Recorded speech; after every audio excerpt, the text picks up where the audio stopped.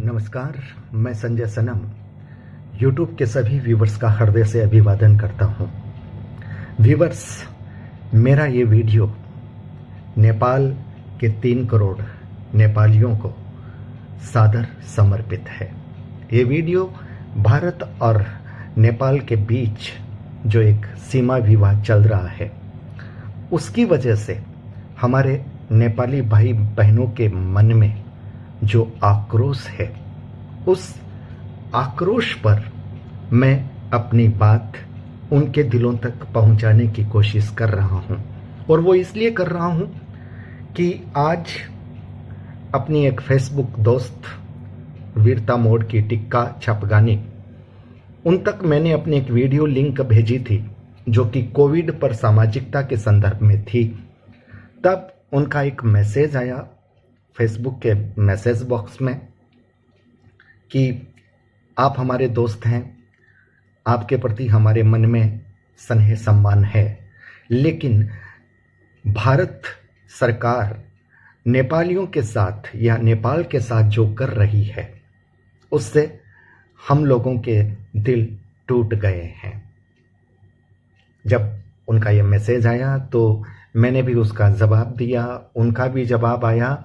अचानक उनका व्हाट्सएप पर फोन आ गया। पहली बार टीका जी से मेरी बात हो रही थी, मैसेज के माध्यम से कई बार चैटिंग हुई है, लेकिन फोन पर पहली बार मैंने उनकी आवाज़ सुनी। और शुरुआती दौर में उन्होंने जो कहा कि अब जब मैं आपसे बात कर रही हूं तो मेरे किसी भी शब्द से आप अपने को वैसे मत जोड़िएगा, उसका बुरा मत मानिएगा, क्योंकि इस वक्त एक नेपाली होने के नाते मेरी राष्ट्र भावना बोल रही है। नेपाल के प्रति प्रेम, नेपाल के प्रति भक्ति और नेपाल के प्रति राष्ट्र की जो भावना, सच कहता हूं दोस्तों, टीका जी जब शुरू हुई और मैंने कोशिश की कि मैं भी कुछ उनको बीच में जवाब दूं, उनकी बात का कहीं प्रति उत्तर दूं, लेकिन उन्होंने मौका नहीं दिया। और फिर मुझे भी ऐसा लगा कि वो भावना से भरी हुई है, उनके मन में कहीं दर्द है, उनके मन में कहीं आक्रोश है। तो मुझे लगा कि मेरे दोस्त को पहले पूरा सुनना चाहिए, उनको पूरा बोलने दिया जाना चाहिए। और जब वो बोल गई तब फिर मैंने उनसे इजाज़त ली। मैंने कहा, क्या अब मैं अपनी बात आपके सामने निवेदित कर सकता हूँ? तब उन्होंने कहा, हाँ, अब आप अपनी बात कहिए। उस संदर्भ में हमारी कुछ आपस में बातचीत हुई, कई जगह वो सहमत हुई, कई जगह मैं सहमत हुआ, कई जगह हम दोनों में असहमति हुई, लेकिन कुछ शब्द उनके ऐसे थे, दिल टूट गया है। मैंने उनसे निवेदन किया कि अगर आपकी इजाज़त हो तो आपके माध्यम से, टीका जी, आपके माध्यम से मैं नेपाल के समस्त भाई बहनों को, मेरे अपनों को, नेपाल हमारा अपना है, नेपाल दूसरा नहीं है, भारत का मित्र राष्ट्र है। और अगर मैं अपनी बात कहूँ तो मुझे यह कहते हुए गर्व है कि नेपाल से मेरा जुड़ाव मेरे ससुराल की वजह से रहा है। आज से 10-12 साल पहले पानी की टंकी, काकड़ बिट्टा और धुलाबाड़ी, ये मेरे से बहुत जुड़े हुए थे जब मेरे ससुराल क्षेत्र के लोग वहाँ रहते थे। नेपाल की वो यादें मेरे दिल में ताज़ा तरीन है। आज भी मैं नेपाल की उन गलियों को मिस करता हूँ, नेपाल की उस शांति, उस सुकून को मैं मिस करता हूँ। टीका जी ने मुझसे पूछा था कि नेपाल के लोग आपको कैसे लगते हैं। मैंने कहा, नेपाल के लोग कद के छोटे लेकिन दिल के बड़े होते हैं। नेपाल के लोग बड़े प्यारे होते हैं, बहुत सहज होते हैं, बहुत सरल और भोले होते हैं। नेपाल के लोग मुझे बहुत प्यारे लगते हैं और ये सच कह रहा हूँ। नेपाल के लोग बहुत वीर हैं, बहुत धीर हैं, बहुत गंभीर हैं, बहुत प्यारे हैं, बहुत सरल हैं, बहुत सहज हैं। और नेपाल के लोग मेरे अपने हैं। मेरे ससुराल के लोग वहाँ रहते थे, कुछ अभी भी रहते हैं, इसलिए नेपाल मुझे मेरा दूसरा घर लगता है। और इसलिए अगर कहीं बात आती है कि नेपाल का दिल टूटता है या नेपाल के लोगों का दिल टूटता है, तो संजय सनम को लगता है कि कहीं ना कहीं फिर मेरा भी दिल टूटता है, कहीं ना कहीं वो दर्द, वो पीड़ा मुझे भी होती है। इसलिए टीका जी, आपके माध्यम से नेपाल के 3 करोड़ जितने भी नेपाली मेरे दोस्त हैं, मेरे भाई बहन हैं, हाथ जोड़कर सबसे पहले ये दरखास्त करता हूँ कि दिल टूट रहा है, नहीं ये मत कहिएगा। भारत और नेपाल के रिश्ते में न तो अर्थशास्त्र की बात कर रहा हूँ, न भौगोलिक बात कर रहा हूँ, नहीं मैं अर्थशास्त्री हूँ, नहीं मैं भूगोल का कोई शास्त्री हूँ, और न ही मेरे पास इतिहास के तथ्य व आंकड़े हैं। मुझे मालूम नहीं आज से 500 साल पहले, 1000 साल पहले, 2000 साल पहले नेपाल क्या था, कहाँ था, लेकिन मैं एक बात जानता हूँ। मेरे मन में एक बात जो नेपाल और भारत के रिश्ते के बीच की कड़ी को बताती है, वो राजनीतिक नहीं है, वो भौगोलिक नहीं है, वो बात है आध्यात्मिक, वो बात है कुदरत की दी हुई। हमारे राम अयोध्या के, भारत के, और जानकी कहाँ की? नेपाल की। अगर नेपाल का दिल टूटेगा तो राम का भी दिल टूटेगा, जानकी का भी दिल टूटेगा, और ये गुस्ताखी न तो भारत कर सकता है न नेपाल कर सकता है। हमारे रिश्ते अध्यात्म की संस्कृति और संस्कारों से बंधे हैं, हमारे रिश्ते परंपराओं से बंधे हैं। लेकिन कुछ लोगों को हमारा प्यार, हमारा जुड़ाव, हमारा मिलाप, हमारी एकता, हमारा विश्वास, हमारा भरोसा रास नहीं आता। कुछ देशों को रास नहीं आता, इसलिए वो कोशिश करते हैं। और दुखद बात यह है कि जब नेपाल के लोगों का दिल टूटता है या भारत के लोगों का दिल टूटता है, तब उन लोगों की कोशिश कहीं ना कहीं कामयाब हम लोग कर देते हैं। इसलिए ईश्वर के लिए, भगवान के लिए दिल को मत तोड़िए। टीका जी, आपके माध्यम से नेपाल के लोगों तक मैं संजय सनम शब्दों का सिपाही हूं, शब्दों का साधक हूं। और आज मैं ये कहना चाहता हूं, साहित्यकारों का, शब्द के पथिकों का आज बड़ा धर्म बन गया है। आज मेरे पास वीडियो बनाने के लिए पहले से अपॉइंटमेंट थे, लेकिन टीका जी के इस फोन के बाद मैंने सबको छोड़ा। और इन दिनों मैं खुद चेहरे से आकर के बात नहीं करता हूं, क्योंकि कोविड-19 की वजह से कुछ हालात ऐसे नहीं हैं, न तो मन के हालात हैं न चेहरे मोहरे के हालात हैं। ऐसे नहीं है कि स्क्रीन पर आया जाए। मैं सिर्फ आवाज से ही अपने वीडियो बनाता हूं। आप digital first news YouTube channel में आके देख लीजिएगा। आज मैं खुद आपके सामने आया हूं। टीका जी के उस फोन ने, उनके दर्द ने, उनके आक्रोश ने मुझे मजबूर किया है, क्योंकि मैं जानता हूं कि कई बार जब शब्दों की भाषा लोग नहीं समझते, तब नजरों की भाषा समझ में आती है। और जब शब्दों के साथ चेहरे का एक्सप्रेशन बोलता है, नजरें बोलती है, तब लोग समझते हैं कि जो बोलने वाला है वो दिल से बोल रहा है या दिमाग से बोल रहा है। इसलिए नेपाल के लोगों से हाथ जोड़कर दरखास्त है, ये जो मसला है ना जमीन के टुकड़े का, जमीन के टुकड़े के लिए दिलों के टुकड़े नहीं करने हैं। याद रखिएगा, इस मसले को सरकारों तक छोड़ दीजिए, इतिहासकारों तक छोड़ दीजिए। हम दोनों देशों की सरकारें, इतिहासकार सक्षम हैं, कोविड-19 का जटिल दौर खत्म हो जाए, दोनों देश के लोग बैठ जाएंगे, जो सही होगा वो कर लेंगे। लेकिन याद रखना, जमीन के टुकड़े के लिए न तो नेपाल के लोगों का दिल टूटना चाहिए, न भारत के लोगों का दिल टूटना चाहिए। हमारे दिल इतने कमजोर नहीं हैं जो इसके लिए टूट जाएंगे।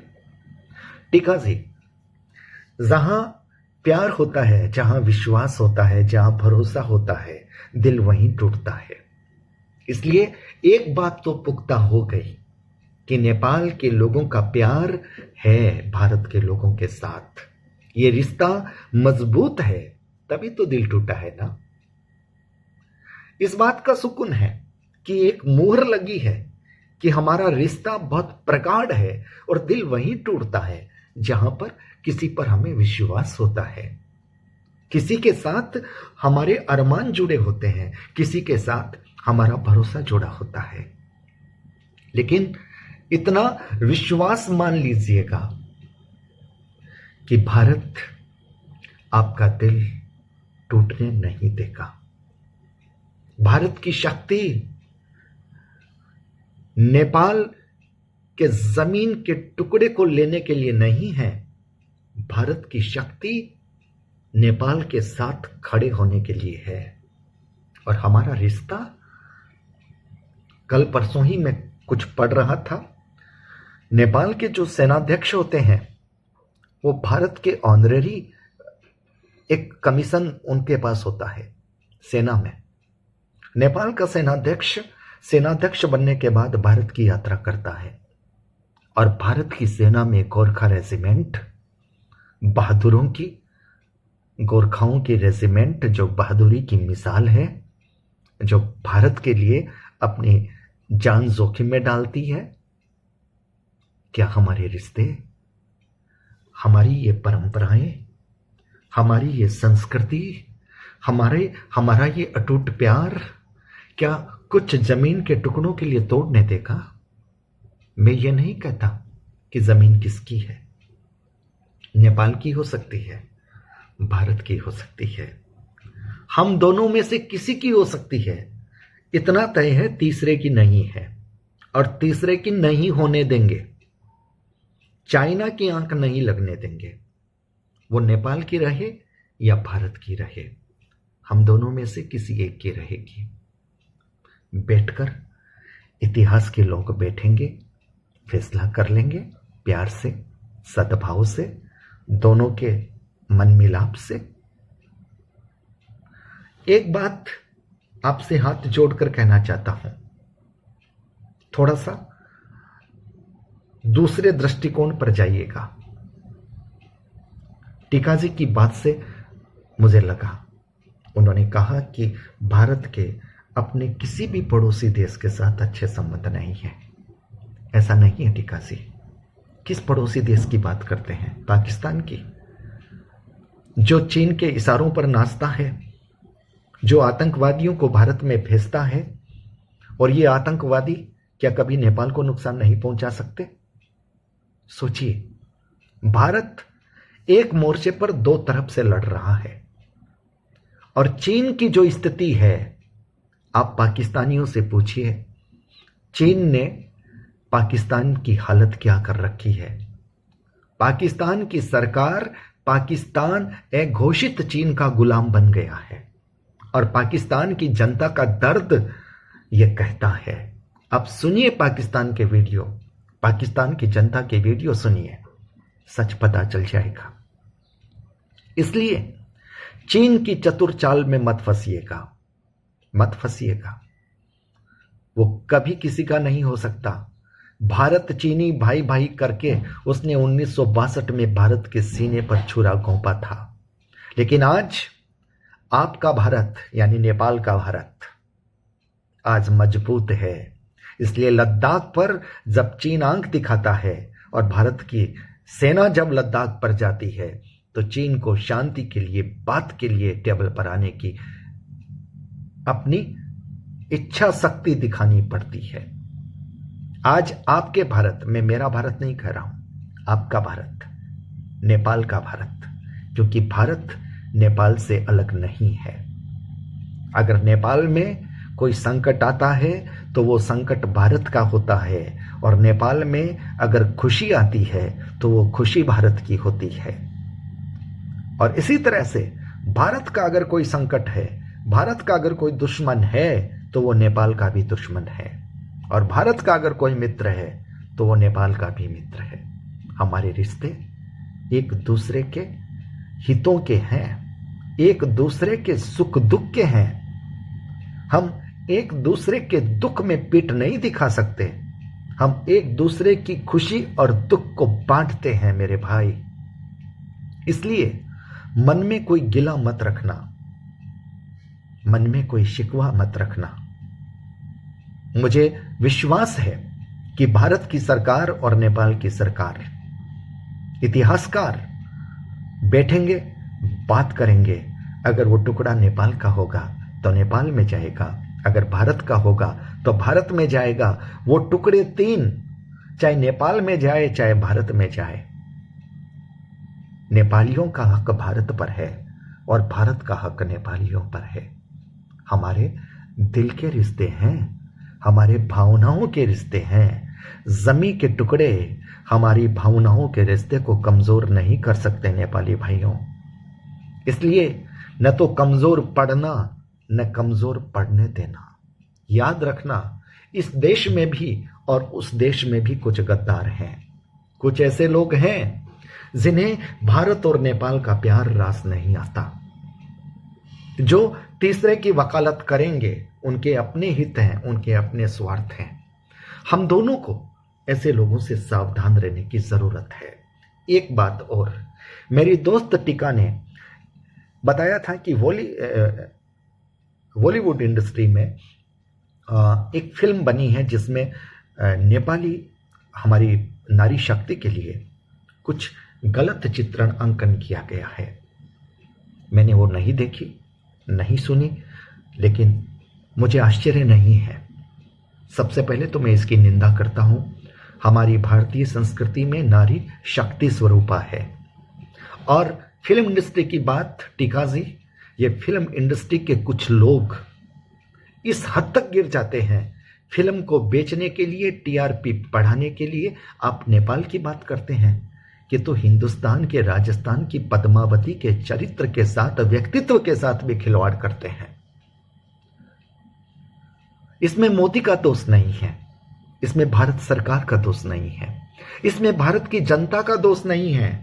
ये कुछ छद्म लोग हैं, ये कुछ ऐसे लोग हैं जो अपना व्यवसाय करने के लिए किसी का भी सौदा कर सकते हैं, कुछ भी दिखा सकते हैं, कुछ भी कर सकते हैं। पर याद रखना, इन लोगों की संकीर्ण संस्कृति की वजह से न तो कोई भारत की महिला छोटी होगी, न कोई नेपाल की महिला छोटी होगी।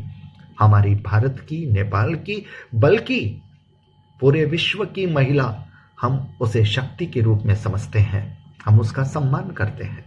इसलिए अगर नेपाल की नारी है तो हमारे लिए पूजनीय है, वंदनीय है, हम सम्मान करते हैं, सलाम करते हैं। इसलिए उसके लिए दिल छोटा मत कीजिएगा।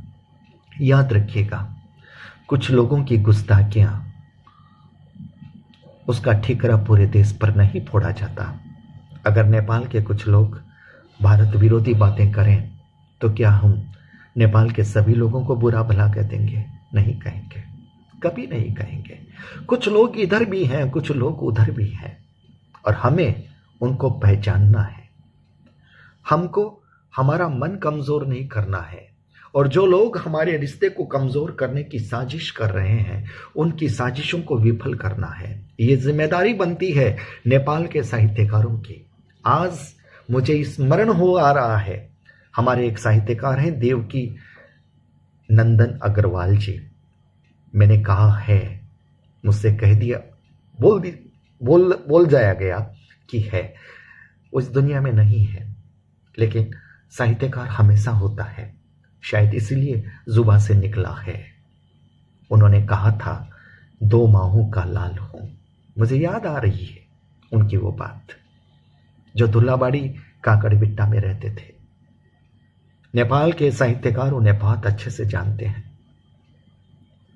जहां भावना ऐसी हो, जहां कामना ऐसी हो, जहां याचना ऐसी हो, जहां प्रार्थना ऐसी हो, वहां दिल भला कैसे टूट सकते हैं?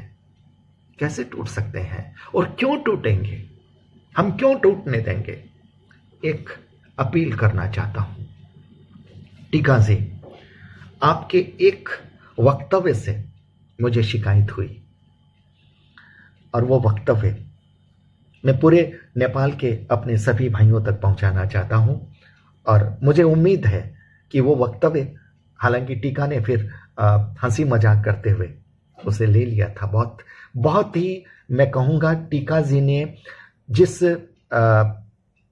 आक्रोश और जिस दर्द से अपनी भावनाओं को व्यक्त किया, नेपाल के प्रति उनकी राष्ट्रभक्ति को मैं संजय सनम प्रणाम करता हूँ।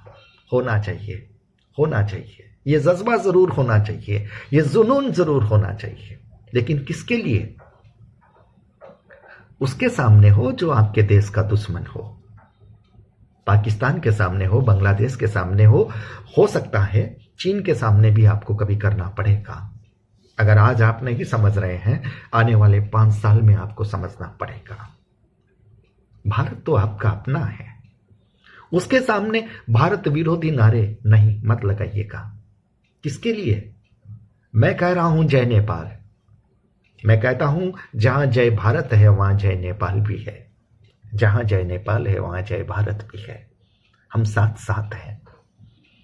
पशुपतिनाथ की कृपा हम पर है, हम अलग नहीं हो सकते।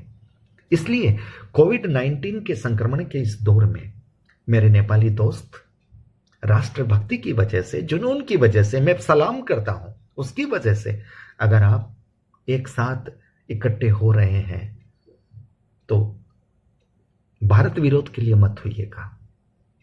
क्यों? भारत आपका है। हां, हम सब आपके अपने हैं। दिल से निकाल दीजिए। अगर मन में कहीं कोई गलतफहमी आ गई है, उसे निकाल दीजिए। फिर कहता हूं, जमीन के टुकड़ों के लिए दिल के टुकड़े नहीं होने देंगे, नहीं होने देंगे।